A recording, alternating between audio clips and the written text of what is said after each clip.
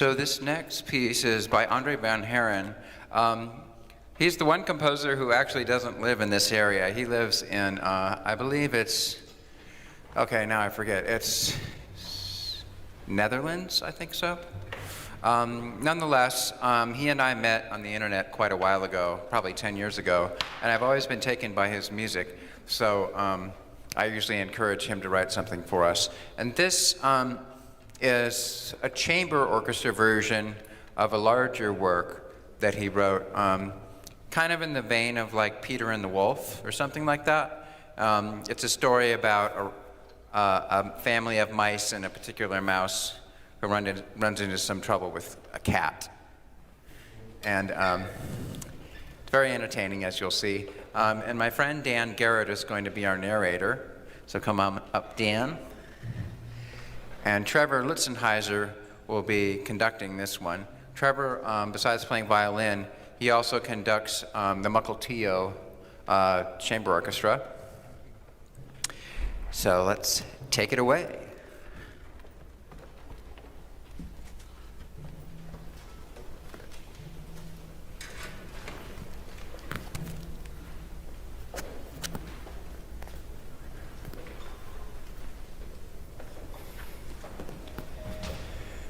Today was little mouse Raoul's 11-month birthday. And just this morning, Mother Mouse had given birth to her 25th child, a little baby girl who they had named Baby Sis. Already that same night, Mother was up and ready to go out to brag about Baby Sis to her friends who lived in the garden under the blueberry bush. Standing in front of the mirror, she was putting on her makeup.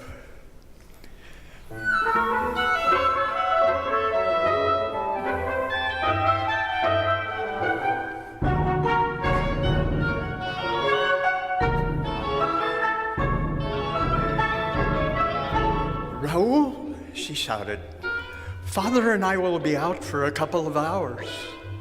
Please keep an eye on your siblings, and especially look after baby Sis. Raoul looked up from his book, panic-stricken. I think I forgot my chair at home. But what am I supposed to do? You might help me get it. It's in the Pranakasha live stream. Mother sighed, frustrated. Nothing too difficult, son. Just have a look now and then. That's all.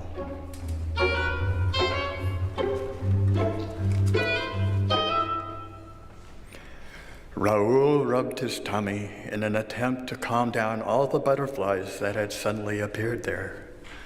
Okay, Mother, he answered nervously. I will try.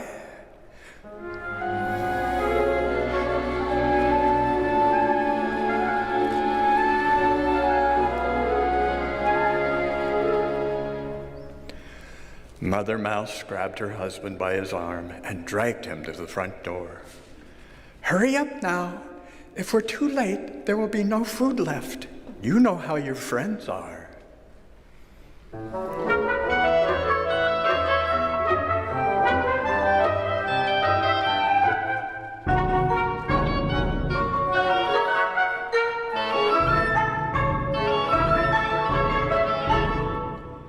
And gone they were.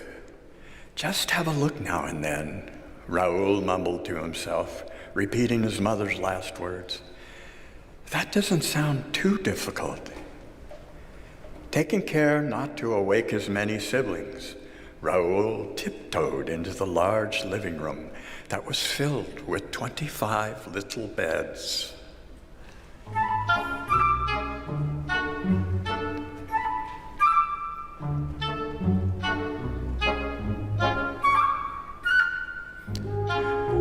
To his relief, everyone was deep asleep. When suddenly, there was a sound coming from the mouse hole entry behind him. Quickly, Raoul turned around and saw two large yellow cat eyes staring at him.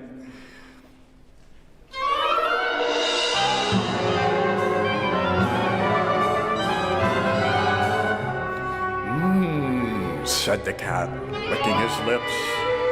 Raoul ran screaming into his bedroom, where he hid under his bed.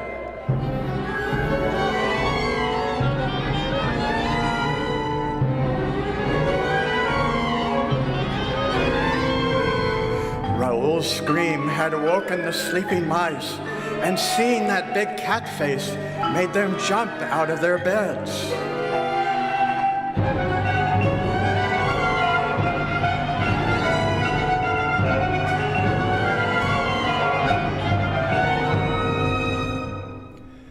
Tomcat, that was the cat's name, squeezed himself into the living room and started to hunt.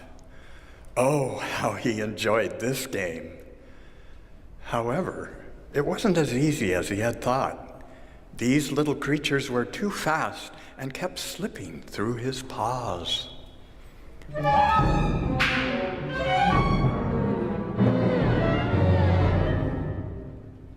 Then, suddenly, all the mice were gone, hidden on places he could not find, all but one. From one of the beds, a little head peeked up. "Mama?" baby Sis asked. Tomcat snapped her out of her bed. "Call me Daddy," he grinned. Father and Mother begged Raoul to rescue his little sister before the cat would eat her. At first, Raoul was too afraid to say yes to this dangerous adventure, but eventually he realized that nobody else could do it and agreed. Now, far away from home, he stood in front of a wide river, wondering how to cross it. Tomcat's barn, where he had held his baby sister prisoner, was on the other side of this river. "You could take the tunnel," said a rat who suddenly appeared out of the water. "Hi, my name is Sewer." Raoul's eyes lightened up. "A tunnel? Can you show me where it is? I need to save my little sister from a dangerous cat. I'm on a rescue mission." "I will show you," said the rat, "but only if you tell me all about it. I love rescue stories." Raoul nodded. With the rat leading the way, Raoul told him how Tomcat had broken into their home.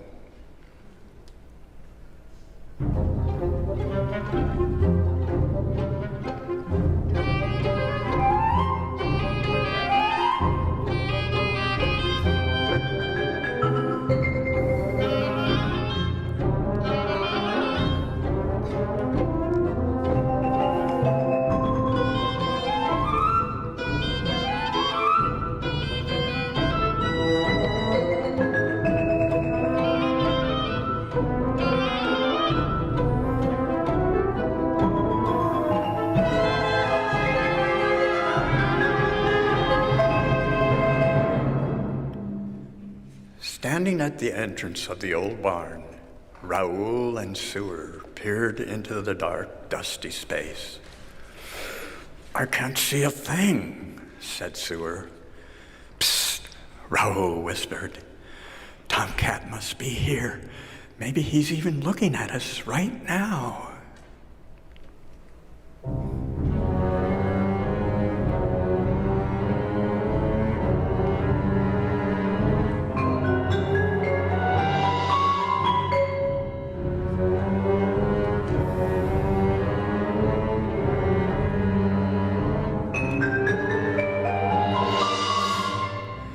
"I've been wondering if you would have the courage to come after me," said Tomcat above them from the attic floor.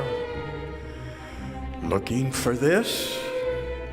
He held baby Sis up by her tail, wiggling her wildly, which made the little mouse scream.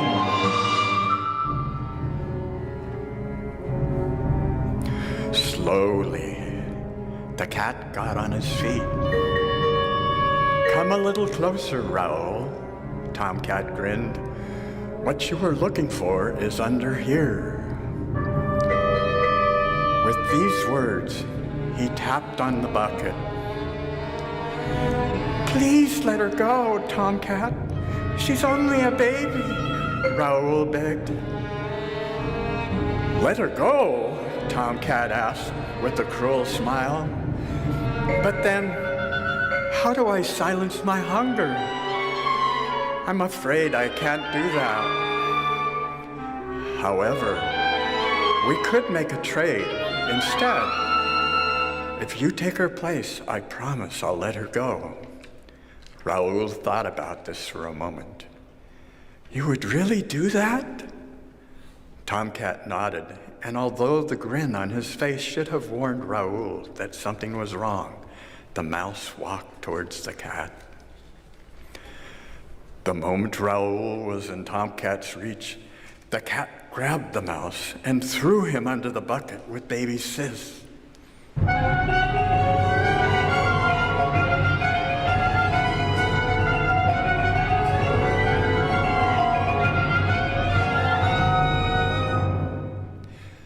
Well, the cat kept on bragging about how clever he had been in tricking Raoul. The mouse sank his sharp teeth into the floor and pulled out large pieces of wood. Within seconds, the hole was large enough for him to slip through. Raoul grabbed baby Sis, jumped into the hole, and tumbled down the large haystack towards the ground floor. As fast as they could, Raoul and Sewer ran into the large yellow field, Raoul carrying baby Sis in his arms. But it didn't take long before they heard Tomcat's screaming voice close behind them.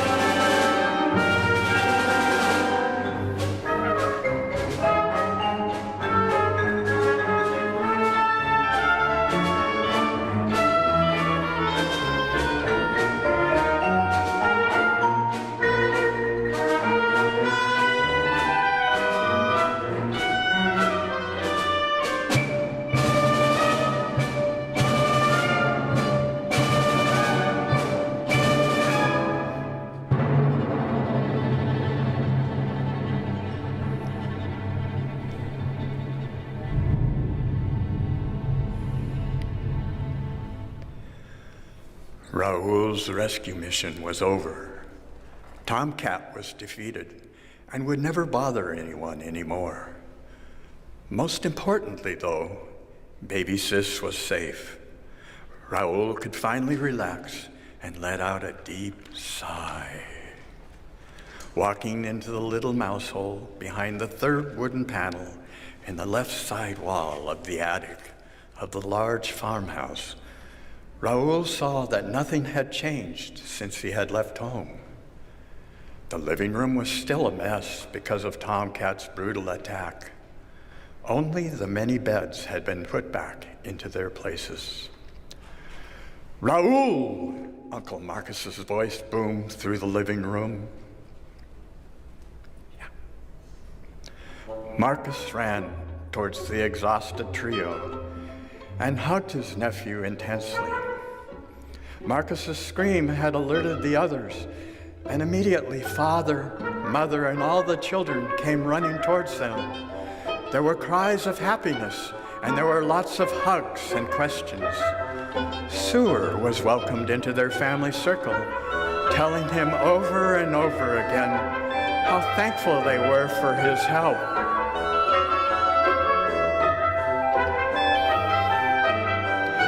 "I'm going to make a big feast meal," said Mother excitedly. "But first, could you both please take a bath?" "I'm going to make a big feast meal," said Mother excitedly. "But first, Could you both please take a bath? That smell is terrible. Everyone laughed. Yes, Mother, Raoul answered with a bright smile.